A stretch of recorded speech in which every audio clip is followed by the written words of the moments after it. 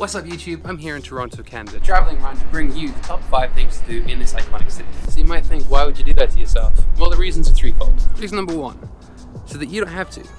Reason number 2, maybe you want to see what they're like before you go yourself. Or reason number 3, it's your business and nobody else's, and you have to divulge that information should you not wish to. Whatever's your poison. Now for the list, I'm using TripAdvisor to make the suggestions, so if you have any issues with the ones that I've selected, blame them, not me, okay? Without any further ado, let's get exploring. Starting off our list, number 5 is the Royal Ontario Museum.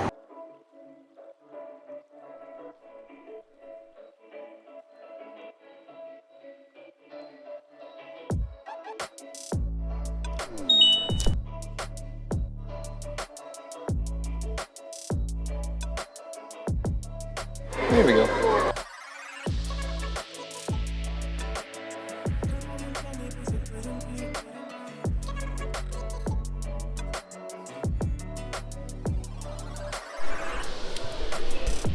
Why was the mushroom invited to the party? Because he was a fun guy. Hey.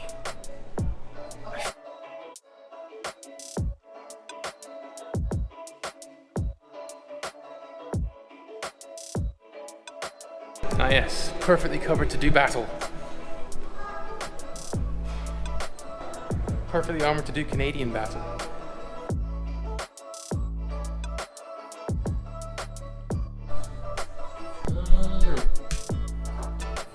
The Royal Tomb. They brought that whole tomb? Roomy into it, roomy for a tomb. Although it says to allow for 2 to 3 hours, we breezed through that entire thing in about an hour and 30 minutes. Got to see every single exhibit. Definitely worth a visit if you're into museums, natural history, animal history, human history, that sort of thing. That's why it makes the list number 5. Now I'm trying to find where the heck I parked, and I have no idea. My number 4 on the list is the Lawrence Market.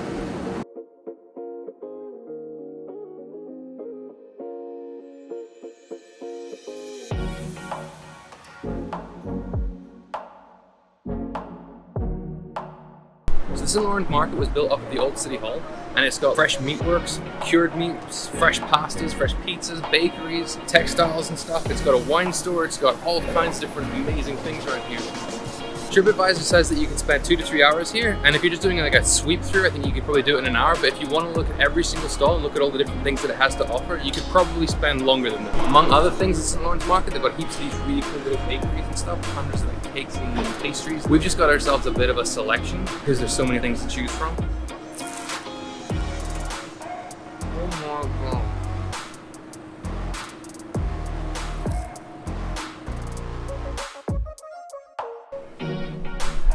Another bakery.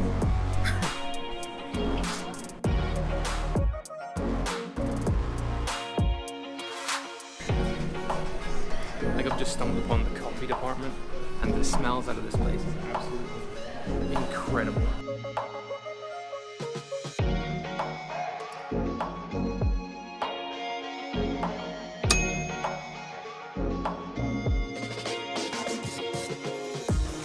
Oh my.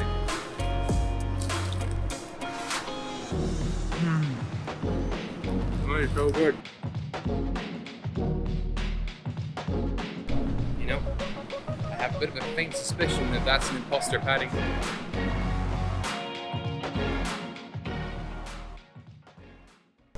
So while I was walking, I inadvertently stumbled upon the Yonge and Dundas Street Square, which I guess you could compare it to the Times Square in New York. This is Toronto's equivalent of it.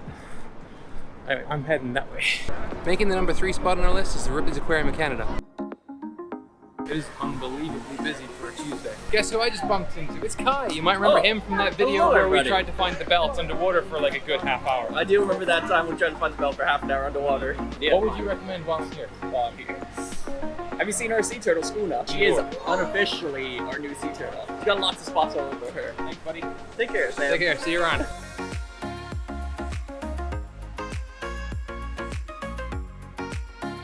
So I just inadvertently stepped on the conveyor belt. Just sort of leads you around by itself.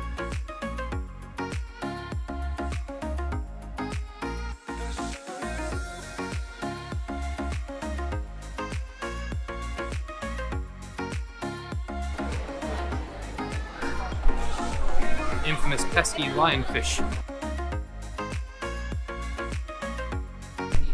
I might have just found my new screensaver.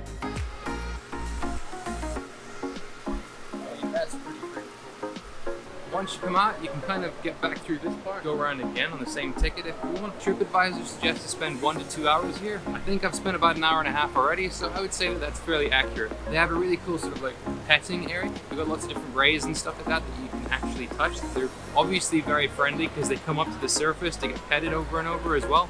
That's pretty Canadian. Souvenir hockey pucks. Okay, so that was the number 4 spot, which was the Ripley's Aquarium. Average ticket prices are $44 for an adult, $29 for a youth, $12.50 for a child, and $29 for a senior, which is probably the most expensive place I've been to so far, but I definitely think it was better than the museum, but then I'm probably biased because I don't really like museums that much anyway, so you can go. I'll just... Hi. Hi, you gonna subscribe? Yeah. Thank you. Appreciate it. I'm gonna subscribe. Thank you all the way from Chicago. Fantastic. From Chicago, international audience now. Making the number 2 spot on our list is Toronto Island. I think this one's different to the other 4 locations on the list simply because the Toronto Island is enormous. There's a reason TripAdvisor doesn't give an estimated amount of time that you should spend on this one. Today is going to be a lot of walking.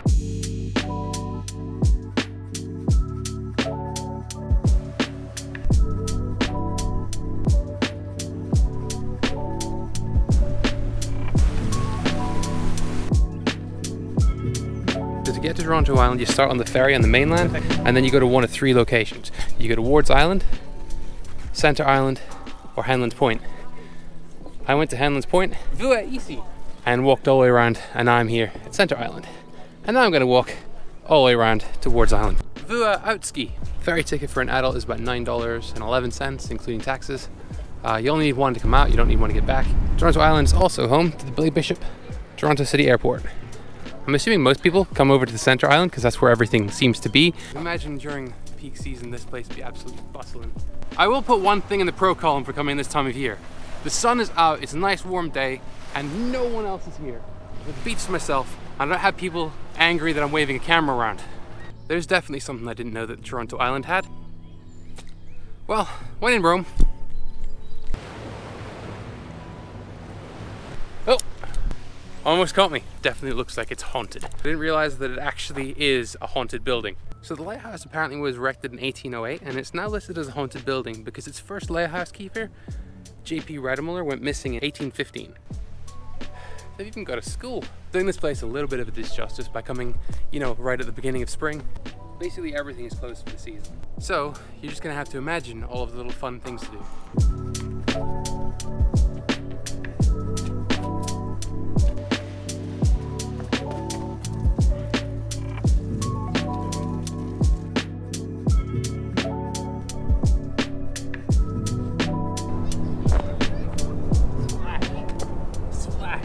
If you're on the island for quite some time, you're going to want to know where the facilities are. Luckily, there's plenty of them stationed around all over the island. They're seasonal too though, so not all of them are open at some times of the year. They got bicycle rentals. We've got a boathouse that's also seasonal. And they got a maze. I love me a maze. That way. That way, yeah? Good. I made it. See? Easy. One of the other main islands is Algonquin Island, which is home to the residencies. That's just, I guess, just people's houses. Apparently Ward's Island beach is the more popular one. Quite a few people down on this one. So I made it to the ferry terminal on Ward's Island. This entire trip so far has taken me 4.5 hours. And if anyone's interested, 33,000 steps to walk the whole island. The Ward Island ferry is so much less touristy. It looks fantastic. The Ward Island ferry really is more like a barge. It's to cater towards the commuters and the residents of the island that all live on that side, as opposed to the Hanlan's Point and the Centre Island ferries, which is more for the tourists. I really enjoyed my time on this island, whether I was walking around or just kicking back and enjoying the views. Regretfully, my Toronto Island segment has to be quite rushed, just to keep it in line with the other 4 segments of this video. Coming in at the number 1 spot on our list is the CN Tower. Honestly, if you expected anything else, I don't know what you were thinking. The CN Tower can be seen from almost anywhere in the GTA. That's Greater Toronto area, not Grand Theft Auto. What's up, what's up, what's up? Kush is back for another video. It's very secure. It is very airport-y vibe, isn't it?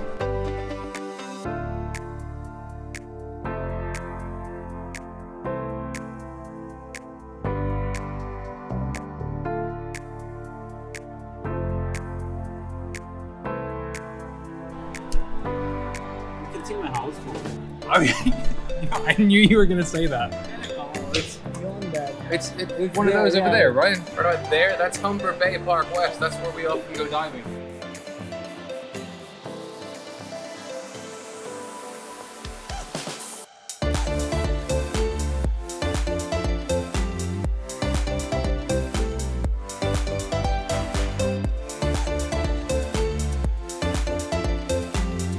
For an additional cost, you can do the CN Tower Skywalk or go to the 360 restaurant. Fair warning though, it's really expensive.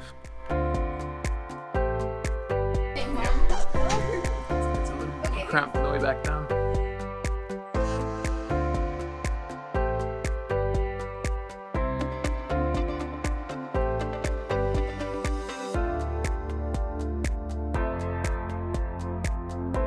Once again, how Canadian can you get?